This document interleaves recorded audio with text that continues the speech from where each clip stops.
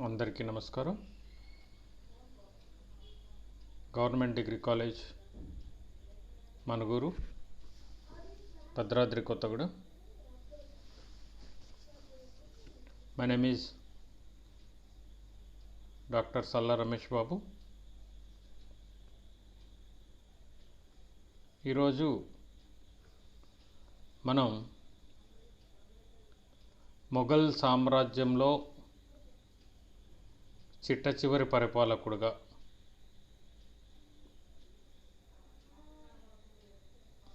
ఉన్నటువంటి ఔరంగజేబ్ గురించి తెలుసుకునే ప్రయత్నం చేద్దాం. ముఖ్యంగా మొఘల్ సామ్రాజ్య పరిపాలనలో ఔరంగజేబ్ అనేటువంటి ఒక వ్యక్తి చాలా కీలకమైనటువంటి ఒక పాత్ర వహించడం జరిగింది. ఉత్తర దక్షిణ భారతదేశాలలో అత్యధిక భాగాన్ని మొఘల్ సామ్రాజ్య ఆధీనంలోకి తీసుకొచ్చినటువంటి ఒక పరిపాలకుడుగా మనం ఔరంగజేబ్ గురించి చెప్తాం. మొత్తం మొఘల్ సామ్రాజ్యాన్ని పరిపాలించినటువంటి ఒక 6 చక్రవర్తుల్లో కూడా సుప్రసిద్ధమైనటువంటి ఒక వ్యక్తిగా, అనేక రకాలైనటువంటి ఒక విజయాలు నమోదు చేసినటువంటి ఒక వ్యక్తిగా, ఉత్తర దక్షిణ భారతదేశాల్లో అనేక రకాల ఒక రాజకీయ విజయాలు సాధించినటువంటి ఒక వ్యక్తిగా ఔరంగజేబ్ గురించి మనం చెప్తాం. అయితే ఔరంగజేబ్ మొఘల్ సామ్రాజ్యంలో ఏ రకమైనటువంటి ఒక పాత్రను వహించాడు? చిట్ట చివరి పరిపాలకుడు కాబట్టి ఔరంగజేబ్ మొఘల్ సామ్రాజ్య పతనానికి ఎంతవరకు కారణము అనేటువంటి ఒక అంశాన్ని కూడా మనం పరిశీలించవలసి ఉంటుంది. ఇక్కడ మొఘల్ సామ్రాజ్యం 1707లో ఔరంగజేబ్ మరణించిన తర్వాతే మొఘల్ సామ్రాజ్యం పతనమైపోవడం అనేటువంటి జరిగిందన్నమాట. ఔరంగజేబ్ పరిపాలనా కాలంలో ఉత్తర దక్షిణ భారతదేశాల్లో అత్యధిక భాగం మొఘల్ సామ్రాజ్యం విస్తరించినటువంటి ఒక అంశం మనం గమనించాలి. ఇంతటి విస్తృతి కలిగినటువంటి ఒక రాజ్యంగా అవతరింపజేసినటువంటి ఒక మొఘల్ సామ్రాజ్యాన్ని మరి ఔరంగజేబ్ తర్వాత వెమ్మటే అది మరి ఎందుకని అంతగా పతనమైపోయి కేవలం బ్రిటిష్ యొక్క రాజభత్యాల మీద ఆధారపడేటువంటి ఒక రాజ్యంగా మారిపోవడం అనేది మనకు కనిపిస్తుంది. మరి ఎందుకని ఈ రకంగా మారిపోయింది అంటే ఒక అంశాలు చూసే ముందు ఔరంగజేబుకు సంబంధించిన ఒక కొన్ని అంశాలని ఇక్కడ పరిశీలించేటువంటి ఒక ప్రయత్నం చేద్దాం. ఔరంగజేబ్ ఆఖరి మొఘల్ చక్రవర్తిగా 1658 నుంచి 1707 వరకు పరిపాలన చేయడం జరిగింది. చిట్ట చివరి మొఘల్ చక్రవర్తిగా 1658 నుంచి 1707 వరకు రాజ్య పరిపాలన చేయడం అంటే జరిగింది అన్నట్టు. అంతేకాకుండా మొఘల్ చక్రవర్తుల్లో 6వ వ్యక్తిగా, తర్వాత భారతదేశాన్ని పరిపాలించిన ఒక మొఘల్ చక్రవర్తులందరిలో కూడా అత్యంత వివాదాస్పదమైనటువంటి ఒక వ్యక్తిగా ఈయన పేరొందడం అనేటువంటిది మనకు కనిపిస్తుంది.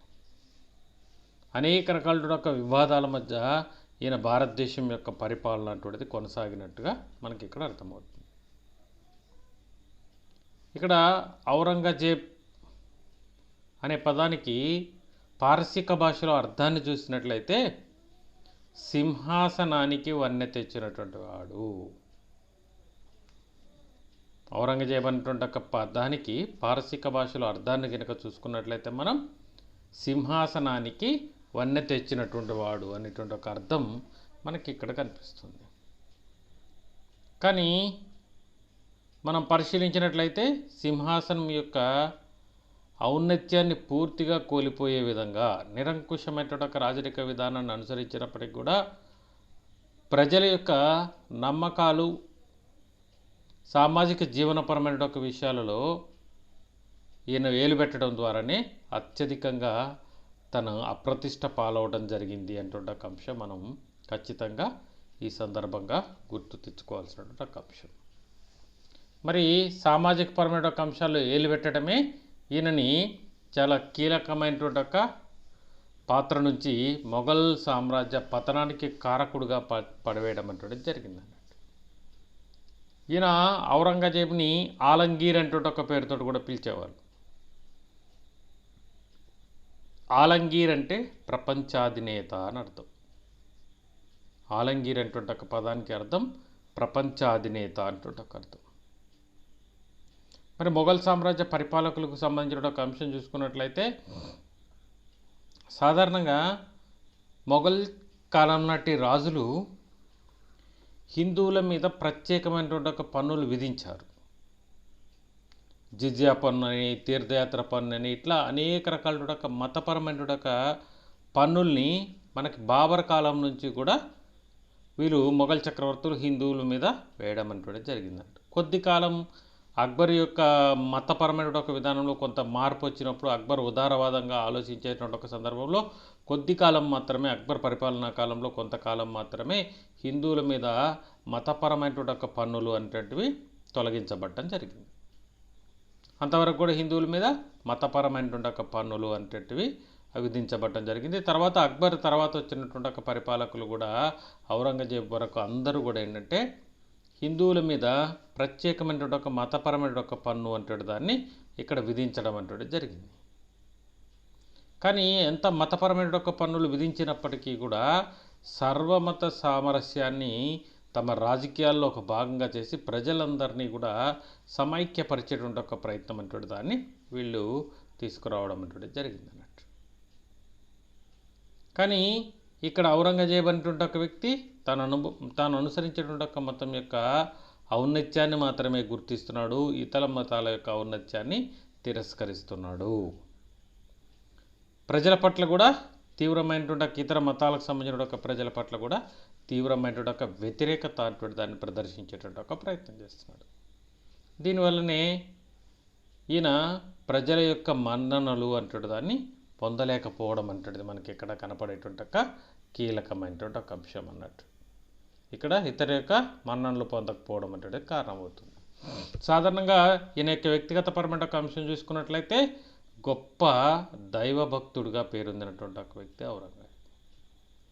మతాచారాలు అంటే వాటిని తూచా తప్పకుండా పాటించేటువంటి ఒక వ్యక్తిగా చెప్పవచ్చు అన్నట్టు. చాలామంది చరిత్రకారులు ఈయన ఇస్లాం ధర్మాన్ని అనుసరించి తన యొక్క జీవన విధానాన్ని కొనసాగించాడని, చాలా సాధారణమైనటువంటి ఒక జీవన విధానాన్ని ఈయన కొనసాగించాడు అంటువంటి ఒక అంశాన్ని కూడా చెప్తారు. అందుకనే ఈయన భారతదేశానికి చక్రవర్తిగా ఉన్నప్పటికీ కూడా తన సొంత ఖర్చులు అంటే తిండికి సంబంధించిన ఒక అంశం కానీ బట్టలకు సంబంధించిన ఒక అంశాలను తీర్చుకోవడం కోసం తాను ముస్లింలకు అవసరమయ్యేటువంటి ఒక టోపీలను పుట్టి డబ్బుల్నే తన యొక్క అవసరాలకు ఉపయోగించుకునేవాడు. ఇస్లామిక్ విధానం ప్రకారం ఆయన కొనసాగాడు ఈ రకమైన ఒక విధానం అంటే ఒక అంశాన్ని కూడా మనకు చెప్తాం. కానీ ఈయన మత విశ్వాసాల ప్రకారం ముస్లింలు కాని వారి మీద జిజియా పన్ను అంటే దాన్ని ఖచ్చితంగా వసూలు చేసేటువంటి ఒక ప్రయత్నం చేస్తాం. మత విశ్వాసాల ప్రకారం ముస్లింలు కానిటువంటి ఒక వ్యక్తుల మీద ఖచ్చితంగా జిజియా పన్ను అంటే దాన్ని ఖచ్చితంగా వసూలు చేసేటువంటి ఒక ప్రయత్నం అంటే దాన్ని చేస్తున్నాడు. ఇతర మత పట్ల కొంత వ్యతిరేకత అంటే దాన్ని కొనసాగించడం వల్ల ఈ మతపరమైన ఒక పన్నులు అంటే వాటిని మాత్రం ఖచ్చితంగా వసూలు అయ్యే విధంగా ఈయన ప్రయత్నం అంటే దాన్ని చేపట్టడం అంటే మనకు కనిపిస్తుంది. ఇస్లాం మత శాస్త్రాల ప్రకారం ముస్లింల నుండి జాకత్ అనేటువంటి ఒక పన్నును కూడా ఈయన వసూలు చేసినట్టుగా కనిపిస్తుంది. ముస్లిమేతరుల నుంచి జిజియా పన్ను అంటే దాన్ని ఈయన వసూలు చేయడం అంటేది మనకి చెప్తున్నటువంటి ఒక అంశం. ఇక్కడ పన్నులు అంటే వాటిని ఖచ్చితంగా అమలు చేయడం అనే దానికి ఈయన కట్టుబడి ఉండడంతో కొంతవరకు మొఘల్ సామ్రాజ్యం అంటే మతపరమైనటువంటి ఒక పన్నుల వల్లనే చాలా వరకు పతనానికి కారణమైంది అంటే ఒక అంశం చెప్పవచ్చు అన్నట్టు.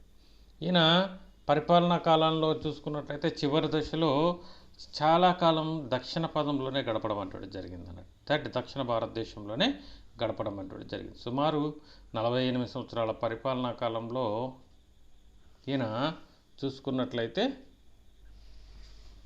ఈయన 48 సంవత్సరాల పరిపాలనలో మొఘల్ సామ్రాజ్యం దక్షిణాన కర్ణాటక, తమిళనాడు వరకు విస్తరించడం అంటే జరిగింది అన్నట్టు.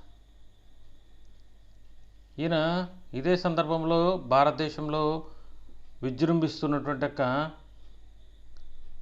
మరాఠాలను అణిచివేయడం అంటే జరిగింది అన్నట్టు.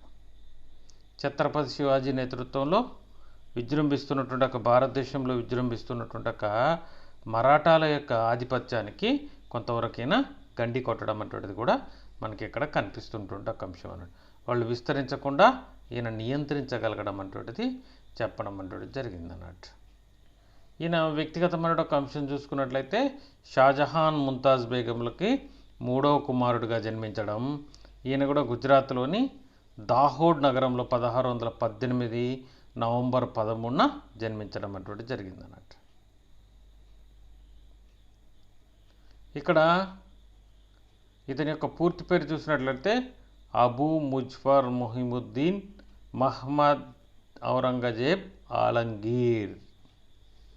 ఇక్కడ ఈయన యొక్క పూర్తి పేరు పరిశీలించినట్లయితే మనం అబూ ముజఫర్ మొహిద్దీన్ మహ్మద్ ఔరంగజేబ్ ఆలంగీర్ అన్నటువంటి దీని యొక్క పేరు, పూర్తి పేరు అన్నట్టు. 27 సంవత్సరాల పాటు 45 సంవత్సరాల పరిపాలనా కాలంలో 27 సంవత్సరాల పాటు దక్షిణ భారతదేశంలో గడిపి దక్షిణ భారతదేశంలో ఎక్కువ కాలం కొనసాగినటువంటి ఒక మొఘల్ చక్రవర్తిగా చెప్పవచ్చు. తర్వాత భారతదేశంలో అత్యధిక భూభాగాన్ని ఆక్రమించినటువంటి ఒక మొఘల్ చక్రవర్తిగా కూడా ఈయన గురించి చెప్పవచ్చు. ఇట్లా అనేక రకాలైనటువంటి ఒక యుద్ధాల ద్వారా తన యొక్క ఆధిపత్యాన్ని కొనసాగిస్తూ దక్షిణ భారతదేశంలో తన యొక్క ఉనికిని పటిష్టపరిచిన ఔరంగజేబ్ అనేటువంటి ఒక వ్యక్తి 1707 మార్చి 3న మరణించడం అటువంటి జరిగింది. 1707 మార్చి 3న మరణించడం అటువంటి జరిగింది అన్నట్టు. అతని సమాధి మహారాష్ట్రలోని కుల్దాబాద్ గ్రామంలో ప్రస్తుతం మనం దాన్ని సందర్శించవచ్చు. మహారాష్ట్ర ప్రాంతంలో ఉన్నటువంటి కుల్దాబాద్ అంటే ఒక ప్రాంతంలో మనం ఈ యొక్క సమాధిని మనం సందర్శించవచ్చు ప్రస్తుతం. ఇక్కడ ఔరంగజేబ్ అనేటువంటి ఒక వ్యక్తి మహాపరాక్రమశాలిగా, రాజనీతిజ్ఞుడిగా పేరొందినటువంటి ఒక వ్యక్తి. ఈయన మరి పరాక్రమశాలిగా భారతదేశంలో అనేక ప్రాంతాలని ఆక్రమించుకోవడం అనేటువంటిది కనిపిస్తుంది. ఒక ఉన్నతమైనటువంటి ఒక రాజనీతిజ్ఞుడిగా అనేక రకాలైనటువంటి ఒక అంశాలలో తనను తాను నిరూపించుకోవడం అనేటువంటిది జరిగింది. కానీ ఇక్కడ ఈయన కోల్పోయినటువంటి ఒక కీలకమైనటువంటి ఒక అంశం ఏంటంటే మతావేశం వల్ల, మతమౌఢ్యం వల్ల ఈయన తర్వాత మొఘల్ సామ్రాజ్యం అనేటువంటి దానికి పతనానికి కారణమయ్యేటువంటి ఒక పరిస్థితులు తీసుకొస్తున్నాడు. ఈయన మొఘల్ సామ్రాజ్యంను పతనానికి అవసరమైనటువంటి ఒక విధానంలోకి తీసుకురావడానికి గల కారణం ఏంటంటే ఈయనకు ఉన్నటువంటి ఒక మతమౌఢ్యం. ఇక్కడ దేశంలో ఉన్నటువంటి ఒక అత్యధిక శాతం హిందువులు, భారతదేశంలో ఉన్నటువంటి ఒక జనాభాలో అత్యధిక శాతం ఉన్నటువంటి ఒక వ్యక్తులు హిందువులు. వీళ్ళు ఏంటంటే భారతదేశానికి చాలా కీలకమైనటువంటి ఒక గుర్తింపును తీసుకొచ్చింది కూడా హిందూ ధర్మమే.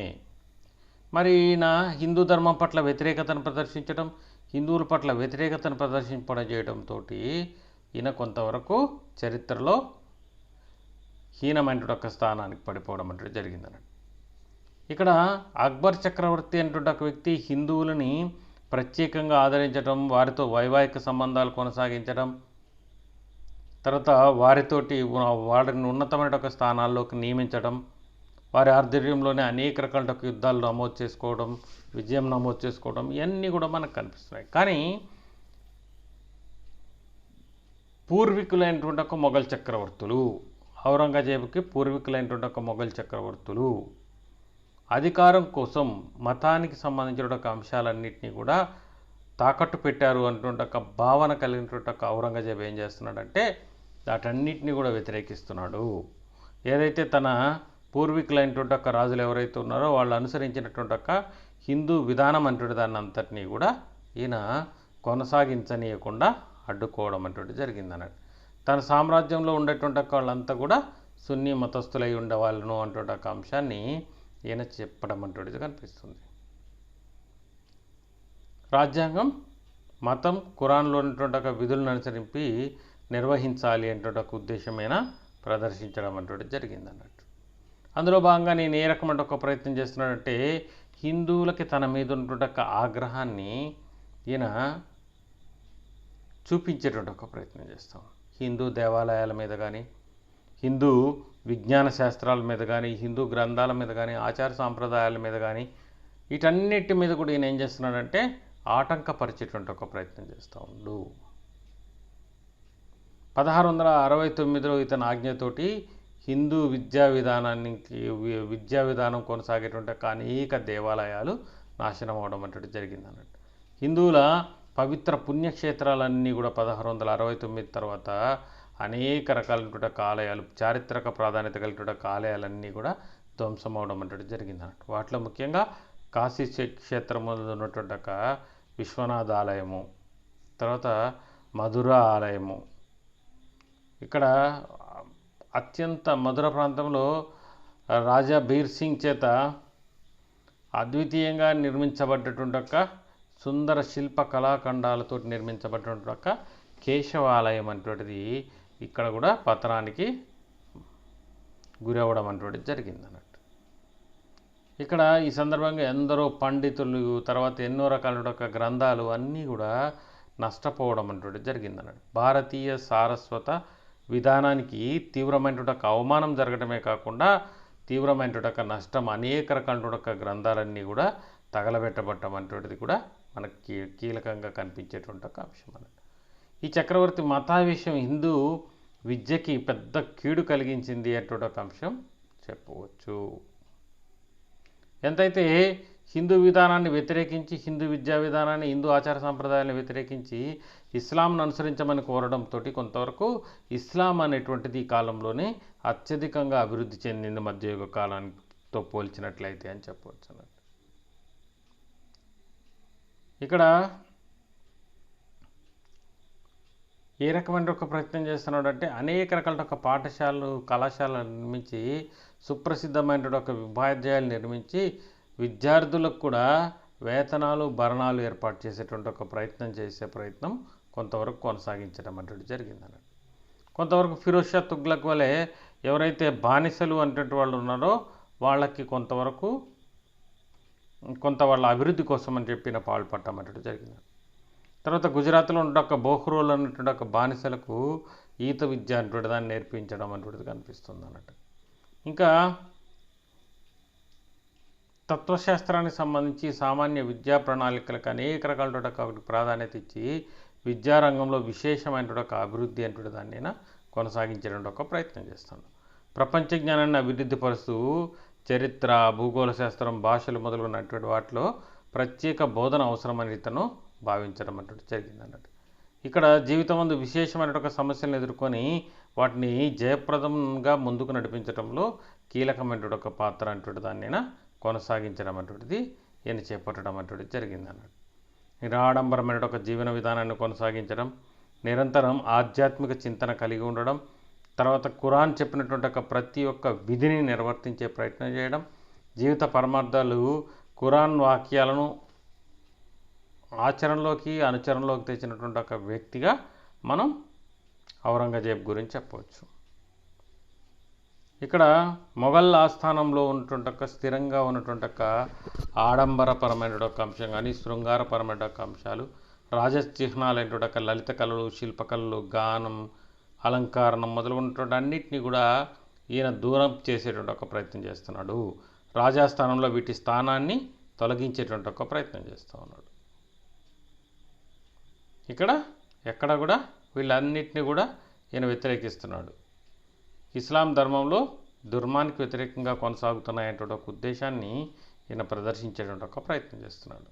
ఆడంబరమైన ఒక జీవన విధానాన్ని కానీ, శృంగారపరమైన ఒక అంశాలు కానీ, రాజచిహ్నాలకు సంబంధించిన ఒక అంశాలు, కళలు, శిల్పాలకు సంబంధించిన ఒక ఏ రకమైన ఒక అలంకరణలు కూడా ప్రోత్సహించేటువంటి ఒక ప్రయత్నం చేయకుండా వాటన్నిటిని కూడా తొలగింపజేసేటువంటి ఒక ప్రయత్నం చేస్తూ ఉన్నాడు. గతంలో రోజుకొక్కసారి ఏంటంటే నూతన ఆభరణాలతోటి అనేక రకాల ఒక శిల్ప నాట్య కార్యక్రమాలు కొనసాగేటువంటి ఒక అవకాశం అటువంటిది ఉండేదాన్ని. కానీ వీటన్నిటిని కూడా ఏం చేస్తున్నాడంటే వీటన్నిటిని కూడా రద్దు చేసి తన యొక్క జీవన విధానానికి, తన యొక్క మత విధానానికి, తన యొక్క ఆచరణ విధానాలన్నింటినీ కూడా ఈయన కొనసాగించేటువంటి ఒక ప్రయత్నం అటువంటి దాన్ని ఇక్కడ చేయడం జరిగింది అన్నట్టు. ఇక్కడ సాంప్రదాయం మతం మౌఢ్యం అటువంటిది ఔరంగజేబ్ పాలనలోకి వచ్చిన తర్వాతనే రాజ్య పరిపాలనా వ్యవహారాల్లో ప్రముఖ పాత్ర వహించడం అటువంటిది జరిగింది అన్నట్టు. ఇక్కడ ఔరంగజేబ్ అనేటువంటి ఒక వ్యక్తి ఒక కఠోర ముస్లిం మతావలంబికుడుగా ఉండడం, మొఘల్ సేనులు అత్యంత దృఢమైనటువంటి ఒక సేనానులు ఉండడం, మొఘల్ చరిత్రలో చివరివాడైనటువంటి ఒక ఔరంగజేబ్ తన పూర్వీకుల హయాంలో అమలు జరిగినటువంటి కొన్ని ఉదాసీనమైనటువంటి ఒక పాలసీలన్నింటినీ కూడా సాధారణంగా ప్రజానుగుణమైనటువంటి ఒక పాలసీలు అంటే వాటిని కొనసాగించేటువంటి ఒక ప్రయత్నం చేస్తే ఔరంగజేబ్ అనేటువంటి ఒక వ్యక్తి ఏం చేస్తున్నాడంటే వీటన్నిటిని కూడా రద్దు చేయించేటువంటి ఒక ప్రయత్నం చేస్తున్నాడు. నిరాడంబరమైన ఒక జీవన విధానాన్ని కొనసాగించాలి అనేటువంటి ఒక అంశాన్ని ఈయన తెలియచేయడం జరిగిందన్నట్టు. అంటే ఎటువంటి ఆడంబరాలకి ఈయన ప్రాధాన్యత అనేటువంటి దాన్ని ఇక్కడ ఇవ్వకూడదు అని చెప్తున్నాడు. అలంకరణలకు కానీ ఆడంబరాలకి కానీ ఎటువంటి వాటికి కూడా ఈయన ప్రాధాన్యత అనేటువంటి దాన్ని ఇవ్వకూడదు అనేటువంటి ఒక అంశంతో కొంత అణిచివేసే ధోరణిలోకి తీసుకొచ్చినట్టు ఒక ప్రయత్నం చేస్తాడు. ఇక్కడ మధ్యయుగ కాలంలో మనకు చెప్పేటువంటి ఒక చరిత్రలో చెప్పేటప్పుడు కొన్ని రకాలైనటువంటి ఒక అంశాలన్నింటినీ కూడా హైడ్ చేయడం అటువంటి జరిగింది. అటన్నిటిని కూడా కొంత హైడ్ చేయడం జరిగింది అన్నట్టు. ఇక్కడ సమాజంలో ఉన్నటువంటి ఒక రెండు రకాల ఒక వర్గాలుగా హిందువులు ముస్లింలు అనేటువంటి వాళ్ళకి సమానమైనటువంటి ఒక ప్రాధాన్యత అటువంటి దాన్ని ఇక్కడ లభింపచేయలేదు. ఇక్కడ ఔరంగజేబ్ ఏం చేస్తున్నాడంటే హిందూ దేవాలయాల్ని, పాఠశాలల్ని వెంటనే కూల్చివేయమని చెప్పి తన యొక్క గవర్నర్లకి 1669 ఏప్రిల్ 9వ తేదీన ఆదేశాలు జారీ చేయడం జరిగింది. హిందూ దేవాలయాలను, పాఠశాలలన్నింటినీ కూడా నేను ఏమంటున్నాడంటే కూల్చివేయమని చెప్పే ప్రయత్నం చేస్తూ ఉన్నాడు. హిందూ దేవాలయాలని, పాఠశాలల్ని కూల్చివేయాలి అనేటువంటి ఒక విధానాన్ని ఈయన తెలియజేయడం అంటే జరిగింది అన్నట్టు. దీంతో 1669 ఏప్రిల్ 9వ తేదీన ఔరంగజేబ్ తన యొక్క గవర్నర్లకు ఇచ్చినటువంటి ఒక ఆదేశాల మేరకు అనేకమైనటువంటి ఒక ప్రముఖమైనటువంటి ఒక ఆలయాలు అంటే ధ్వంసం అవడం అంటే జరిగింది అన్నట్టు. తను ఇచ్చినటువంటి ఒక ఆదేశాల యొక్క అమలును కూడా స్వయంగా పర్యవేక్షించేటువంటి ఒక ప్రయత్నం చేయడంతో ఔరంగజేబ్ అనేటువంటి ఒక వ్యక్తి కేవలం ఆదేశాలు ఇచ్చేయడం అనేటువంటి ఒక దాంతో కాకుండా ఈ ఆదేశాలన్నీ కూడా సక్రమంగా అమలవుతున్నాయా లేవు అనేటువంటి ఒక అంశాన్ని పర్యవేక్షణ చేయడంతో ప్రసిద్ధమైనటువంటి ఒక దేవాలయాలన్నీ కూడా నేలమట్టం అవడం జరిగింది అన్నట్టు. కాశీ విశ్వనాథుని దేవాలయం కానీ, మధురలోని శ్రీకృష్ణ ఆలయం కానీ, సోమనాథ్ ఆలయం పైన కూడా ఈ యొక్క విపరీతమైన ఒక దాడులు జరిగి ఆలయాల యొక్క పూర్తి స్థాయి ధ్వంసానికి ఇవి కారణమవుతున్నాయి.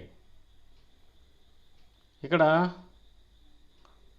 హిందూ మతస్థులపైన జిజియా పన్ను అంటే దాన్ని తిరిగి కొనసాగించేటువంటి ఒక ప్రయత్నం అంటే దాన్ని చేస్తున్నాం.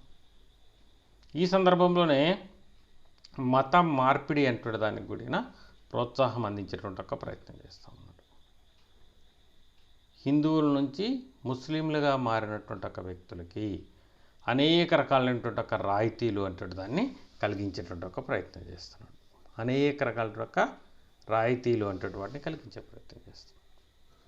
ఏంటి ఆ రాయితీలు ఏంటి అంటే ఒక అంశం చూసుకున్నట్లయితే హిందూ మతం నుంచి ఇస్లాం మతంలోకి మారిన వారికి ప్రభుత్వ ఉద్యోగాన్ని కలిగించేటువంటి ఒక ప్రయత్నం చేస్తాం. హిందువుల్లో నుంచి ఇస్లాంగా మారినటువంటి ఒక వ్యక్తులకి ప్రత్యేకంగా ఈయన ఏం చేస్తున్నాడంటే ఉద్యోగ అవకాశాలు అనేటువంటి కలిగిస్తుంది. అంతేకాకుండా గతంలో ఏదైనా శిక్ష పడినటువంటి ఒక వ్యక్తి ఎవరైనా ఉన్నట్లయితే వారిని జైలు శిక్ష నుంచి మినహాయింపించేటువంటి ఒక ప్రయత్నం చేస్తూ ఉన్నాడు. అంతేకాకుండా 1665లో ఒక జీవోని ఇవ్వడం జరిగిందన్నట్టు. ఏంటంటే ముస్లింలకు, హిందువులకు దిగుమతుల మీద వేరువేరు కస్టమ్స్ సుంకాలు అనేటివి ఉండాలి అనేటువంటి ఒక అంశాన్ని ఈయన చెప్పడం జరిగిందన్నట్టు. హిందూ వ్యాపారులు 5%, ముస్లిం వ్యాపారులు 2.5% సుంకం చెల్లించాలి అని చెప్పి ఆయన నిర్దేశించడం అన్నట్టు జరిగిందన్నట్టు. 1668కి వస్తే ఇక్కడ మనం చూసుకుంటే ముందు ఇక్కడ అనేక రకాల అంశాలను నేను చెప్తున్నాడు. హిందూ మతస్థులపై ఉన్నటువంటి జిజియా పన్ను అంటాడు దాన్ని 1679లో ఈయన పునఃప్రారంభించేటువంటి ఒక ప్రయత్నం చేస్తున్నాడు. హిందూ నుంచి ఇస్లాంలోకి మారిన వారికి ప్రత్యేక ఉద్యోగ అవకాశాలు కలిగిస్తున్నాడు. మరి గినక గతంలో ఏదైనా శిక్షల్లో గినక ఎవరైనా ఉన్నట్లయితే హిందూ నుంచి ఇస్లాంలోకి మారినటువంటి ఒక వ్యక్తులు గతంలో ఏదైనా శిక్షను గినక అనుభవిస్తూ జైళ్ళల్లో ఉంటే వాళ్ళు ఇస్లాంలోకి మారినందుగా వాళ్ళకి ఆ జైలు శిక్ష అంటూ దాన్ని రద్దు చేసి విడుదల చేయడం అంటూ జరిగిందన్నట్టు. అంతేకాకుండా హిందువులకి ముస్లింలకి మధ్య వేరువేరు పన్ను విధానాలు కొనసాగించడం, ముస్లింలకి 2.5%, హిందువులకి 5% పన్ను అంటూ దాన్ని విధించడం జరిగింది అన్నట్టు. ఇక్కడ చాలా కీలకమైనటువంటి ఒక నిర్ణయంగా అంటే హిందూ వ్యాపార వర్గాన్ని పూర్తి స్థాయిలో పతనం చేయాలి అంటే ఒక ఉద్దేశంతో, ముస్లింలకి వ్యాపారపరమైనటువంటి ఒక గుత్తాధిపత్యాన్ని అందించాలి అంటే ఒక ఉద్దేశంతో ఇక్కడ నిర్ణయం కనిపిస్తూ ఉంది. ఒకే రకమైన ఒక వస్తువు మీద పన్ను శాతం అంటే ముస్లింల మీద విధించిన ఒక పన్ను కంటే హిందువుల మీద విధించిన ఒక పన్ను పూర్తి స్థాయిలో అత్యధికమైన ఒక పన్నుగా డబల్గా ఉండడం అంటది మనకు కనిపిస్తున్నటువంటి ఒక అంశం అన్నట్టు. మరికే పూర్తి స్థాయిలో అధికమైన ఒక పన్ను అంటాడు దాన్ని వసూలు చేయాలి. దీనివల్ల ఏమవుతుందంటే అధిక శాతం అంటే ఒక వస్తువుని మనం అమ్మకం చేసేటువంటి ఒక సందర్భంలో దాంట్లో ప్రభుత్వానికి చెల్లించిన ఒక ట్యాక్సులు కూడా ధరను నిర్దేశించడంలో చాలా కీలకంగా ఉపయోగపడతాయి. ధరల మధ్య తారతమ్యం వల్ల హిందూ వ్యాపారులు అంటే వాళ్ళు తీవ్రమైన ఒక నష్టాన్ని భరించేవారు. ఇక్కడ ఒక వస్తువు మీద అన్ని రకాలైనటువంటి ఒక పన్నులతోటి లాభంతో ముస్లింలు 10 రూపాయలకు అమ్మితే అదే రకమైన ఒక వస్తువుని హిందువులు 12 నుంచి 13 రూపాయల మధ్యలో అమ్మవలసి వచ్చేది. దీనివల్ల ఏమయ్యేదంటే వ్యాపారపరమైన ఒక పోటీలో తక్కువ ధర లభించేటువంటి ఒక వ్యక్తి దగ్గర వస్తువులు కొనుగోలు చేస్తారు కాబట్టి ఆటోమేటిక్గా ముస్లింలు వ్యాపారపరంగా అభివృద్ధి చెందడం, అదే సందర్భంలో హిందువులు వ్యాపారపరంగా వెనకబడేటువంటి ఒక విధంగా ప్రయత్నం చేయడం అనేటువంటిది ఇక్కడ చేసినటువంటి ఒక కీలకమైన ఒక అంశం. అంతేకాకుండా 1668లోని హిందూ పండగలన్నింటినీ కూడా ఔరంగజేబు నిషేధించే ప్రయత్నం చేస్తాం. ముఖ్యంగా 1671లో హిందూ ముఖ్య గుమస్తాలందరినీ తొలగించి వారి స్థానంలో ముస్లింలకి ఉద్యోగ అవకాశాలు అంటే వాటిని ప్రదర్శించడానికి ఒక ప్రయత్నం చేస్తున్నాడు. ఔరంగజేబు సిక్కుల పట్ల మరీ కక్ష కట్టినట్టు వ్యవహరించడం అంటే జరిగిందండి. ఇక్కడ ఉన్నటువంటి సిక్కు పాఠశాలలు, ప్రార్థనాశాలలు అనేటువంటి వాటిని కూల్చివేయండి అని ఆదేశాలు ఇవ్వడం జరిగింది. గురు తేజ్ బహదూర్ సింగ్ అంటుంటే ఒక సిక్ మత గురువుని బంధించి మతం మార్పిడి కోసం బలవంతం చేయడం జరిగిందన్నమాట. ఆయన్ని తీవ్రమైన ఒక హింసలకు పాలు చేయడం, ఆయన ఎంతకీ సమ్మతించకపోవడం వల్ల అనేక రకాల ఇబ్బందికరమైన ఒక పరిస్థితుల్ని ఔరంగజేబ్ క్రియేట్ చేయించినప్పటికీ కూడా వాటన్నిటినీ కూడా కొనసాగించుతున్నప్పటికీ కూడా వాటన్నిటిని ఎదిరించి నిలబడేటువంటి ఒక ప్రయత్నం అంటే దాన్ని ఇక్కడ గురు తేజ్ బహదూర్ సింగ్ అనేటువంటి ఒక వ్యక్తి ప్రదర్శించడం అంటే జరిగిందన్నమాట. దాంతో ఇక్కడ పాశవికంగా ఆయన తల అంటే దాన్ని నరికించి ఆయన్ని వధించడం అంటే జరిగింది. ఇదే సందర్భంలో గురు గోవింద్ సింగ్ యొక్క 4 కుమారులు కూడా ఔరంగజేబ్ చంపించాడు అంటుంటే ఒక అంశాన్ని ఇక్కడ చెప్తారు.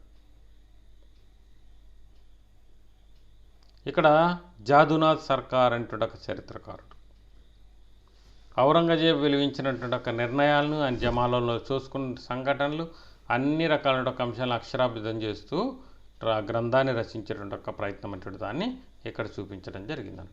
ఇంకా కీలకమైన ఒక అంశాలు ఏంటంటే ఇక్కడ మతపరమైన ఒక అంశాలలో ఏ రకమైన ఒక వ్యక్తిని కూడా క్షమించేటువంటి ఒక ప్రయత్నం చేయట్లేదు. తన యొక్క సోదరుడుగా ఉన్నటువంటి ఒక దారా షికోవ్ అంటుంటే ఒక వ్యక్తి, షాజహాన్ కాలంలో దారా షికోవ్ అంటుంటే ఒక వ్యక్తి మనకి షాజహాన్కి అనుకూలంగా అనేక రకాలైనటువంటి ఒక నిర్ణయాలు తీసుకోవడంలో కీలకమైనటువంటి ఒక పాత్ర వహించినటువంటి ఒక వ్యక్తి.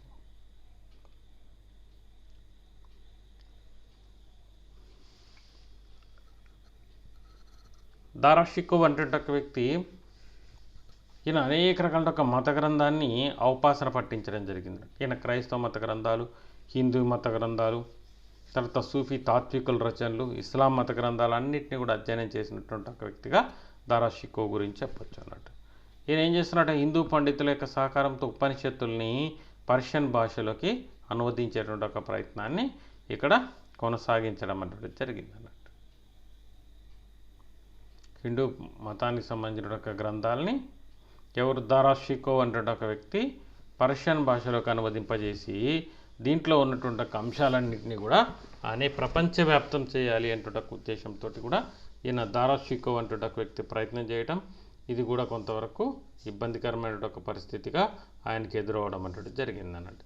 హిందూ ముస్లింల యొక్క సామరూప్యతలు అంటే యొక్క సారూప్యత ఏ రకంగా ఉంది, హిందూ ముస్లిం యొక్క జీవన విధానాల్లో అన్ని ఏ రకమైన ఒక విధానంలో అనే ఒక అంశాల్లో ఈయన అనేక రకాల ఒక అంశాలని ప్రస్తావించేటువంటి ఒక ప్రయత్నం అంటే దాన్ని చేశాడు.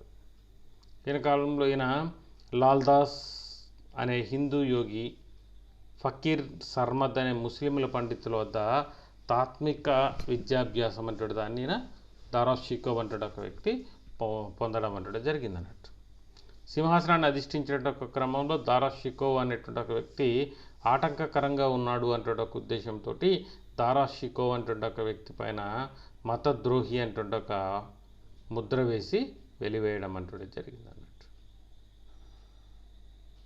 ఇక్కడ దారా షికోవ్ అంటే ఒక వ్యక్తి మతద్రోహి అంటే ఒక విధానంతో ఒక ముద్ర వేయబడి ఆయన రాజ్యం నుంచి వెలివేయటం అంటే జరిగింది అన్నట్టు. మరణశిక్ష విధించక తప్పదు అంటే ఒక నాటి మతాధికారులతో తీర్మానింపజేసి చివరికి తాను ఏదైతే చేయదలుచుకున్నాడో అదే రకంగా ఔరంగజేబ్ అంటే ఒక వ్యక్తిని దారా షికోవ్ అంటే ఒక వ్యక్తి వధించడం అంటే జరిగింది అన్నట్టు.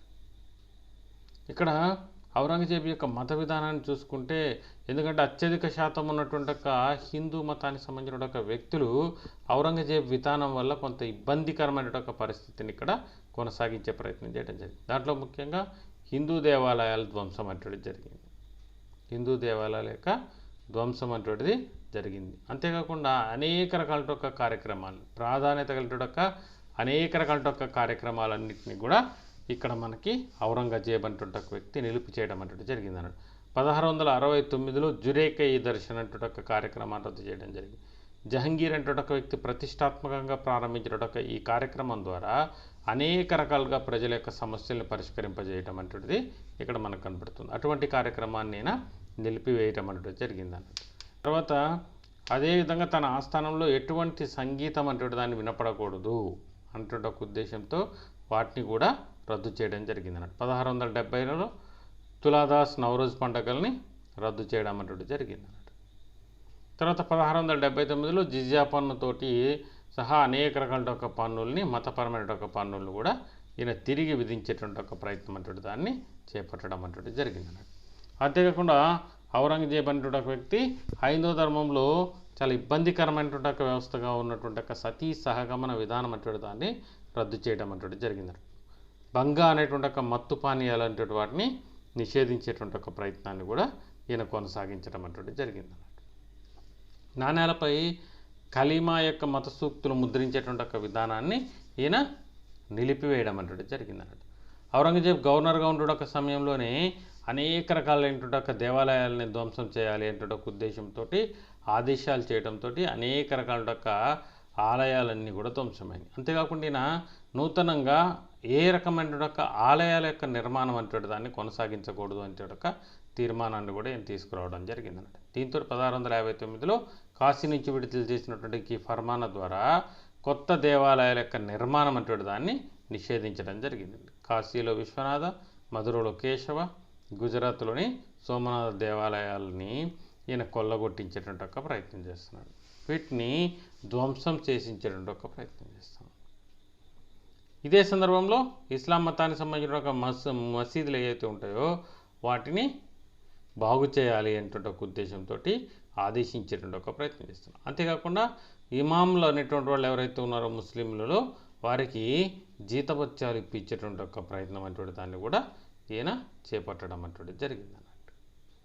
వారికి జీతభత్యాలు ఇప్పించేటువంటి ఒక ప్రయత్నం కూడా చేయడం అటువంటి జరిగింది అన్నట్టు విజయవంతంగా. తర్వాత ముస్లింలు ఇస్లాం మతానికి విరుద్ధంగా పనులు అంటే వాటిని ఏ రకమైన కార్యక్రమాలు నిర్వహించకూడదు. ఎవరైతే ముస్లింలు ఉన్నారో వాళ్ళు స్వీకరించిన ఒక ఇస్లాం మతం ఏదైతే ఉందో ఆ ఇస్లాం మతానికి సంబంధించిన ఒక అంశాలు తప్ప విరుద్ధమైనటువంటి ఏ రకమైన కార్యక్రమాలు కూడా నిషేధించేయటం అనేటువంటిది ఇక్కడ జరిగింది అన్నట్టు. విలాసవంతమైన ఒక జీవితాన్ని గడపకూడదు అంటే ఒక ఉద్దేశంతో ఆదేశాలు జారీ చేయడం అనేటువంటిది జరిగింది అన్నట్టు. ఔరంగజేబుని జిందాఫీర్ అంటే ఒక పేరుతో పిలుస్తారు. జిందాఫీర్ అనగా జీవించి ఉన్న సన్యాసి అని అర్థం. జిందాఫీర్ అంటే జీవించి ఉన్న సన్యాసి అని అర్థం. ఇక్కడ మధురలో గోకుల్దాస్ను ఈయన సంహరించేటువంటి ఒక ప్రయత్నం అటువంటి దాన్ని చేపట్టాలి. 1675లో ఔరంగజేబు సిక్కుల 9వ గురు తేజ్ బహదూర్ సింగ్ని ఉరి తీయించడం అనేటువంటిది ఇక్కడ మనకు కనపడినటువంటి ఒక అంశమే. ఔరంగజేబు దక్కన్ ఆధిపత్యం కోసం తన చివరి కాలంలో అత్యధిక సమయాన్ని కేటాయించడం అటువంటి జరిగింది అన్నట్టు. 1682లో ఔరంగజేబు కుమారుడు ఆజం బీజాపూర్పై దండెత్తి ఆదిల్ షాను ఓడించి బీజాపూర్ రాజ్యాన్ని మొఘల్ సామ్రాజ్యంలో విలీనం చేయటం అటువంటి జరిగింది అన్నట్టు. 1687 ప్రాంతంలో అబుల్ హసన్ తానిషాను ఓడించి దౌలతాబాద్ కోటలో బంధించి అక్కడ లక్ష రూపాయల వార్షిక బత్యాన్ని ఏర్పాటు చేసి గోల్కొండ రాజ్యాన్ని మొఘల్ సామ్రాజ్యంలో భాగంగా కలిపివేయడం అటువంటి జరిగింది అన్నట్టు.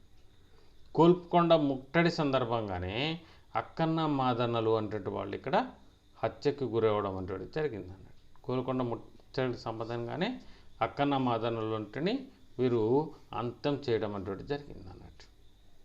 ఔరంగజేబు తన చివరి కాలంలో అధిక శాతం దక్కన్పై సమయం అనేటువంటి దాన్ని కేటాయించడం అనేటువంటి జరిగింది. దీనివల్లనే 1668 నుంచి 17 వరకు కూడా 1700 వరకు పూర్తిగా దక్కన్ యుద్ధాల యొక్క మునిగి ఉండడం వల్ల సామ్రాజ్య వైభవం అనేటువంటిది ఇక్కడ క్షీణించడం అనేటువంటిది జరిగింది అన్నట్టు. అందుకని చరిత్రకారులు ఔరంగజేబు యొక్క పరిపాలనకు సంబంధించిన ఒక అంశాలను వివరిస్తూ దక్కన్ అనే రాచపుండు ఔరంగజేబుని సర్వనాశనం చేసింది అని చెప్తున్నారు. దక్కన్ అనేటువంటి ఒక రాజపుండు ఔరంగజేబుని సర్వనాశనం చేసింది అనేటువంటి ఒక అంశాన్ని ఇక్కడ చరిత్రకారులు వివరించడం అంటే జరిగింది అన్నట్టు. అంటే ఇక్కడ ఏ రకమైన ఒక ఔరంగజేబు దక్కన్ ప్రాంతానికి అత్యధిక సమయాన్ని ఎప్పుడైతే వెచ్చించడం అంటే జరిగిందో దీని ద్వారానే ఆయన మిగిలినటువంటి ఒక ప్రాంతాల మీద దృష్టి పెట్టకపోవడంతో ఆ ప్రాంతాలన్నింటినీ కూడా ఈయన చాలా వరకు నష్టపోవాల్సిన ఒక పరిస్థితి అంటే దాన్ని ఇక్కడ మనకు కనిపిస్తున్నటువంటి ఒక అంశం అన్నట్టు.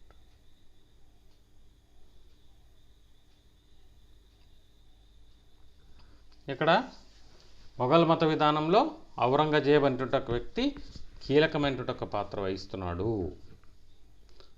మత మౌఢ్యంతో అనేక సందర్భాల్లో హిందువులపై పాశవిక దాడులు చేయించి వారి ఆస్తుల్ని హరించటం, వ్యాపార రంగంలో వాళ్ళు ఎదగకుండా పన్నుల శాతాన్ని పెంచడం, హిందూ ముస్లింల మధ్య తారతమ్యాలు సృష్టించడం, ముస్లింలకి రాజ్య అధికారాల్లో కానీ పరిపాలనాపరమైన అంశాల్లో ఉద్యోగాల్లో ఉన్నతమైన అవకాశాలు కలిగించే ప్రయత్నం చేయటం, హిందువులు ఉన్నతమైన ఒక పదవుల్లో ఉన్నప్పటికీ కూడా వాళ్ళని తొలగించేటువంటి ఒక ప్రయత్నం అంటే దాన్ని చేపట్టడం, ఇట్లా అనేక రకాల కార్యక్రమాలు నిర్వహించడం ద్వారా హిందూ వ్యతిరేక విధానమే మొఘల్ సామ్రాజ్య పతనానికి కీలకమైన ఒక కారణమవుతుంది. హిందూ వ్యతిరేక విధానమే మొఘల్ సామ్రాజ్య పతనానికి నాంది పలకడం అంటే మనకు కనిపిస్తుంది అన్నట్టు.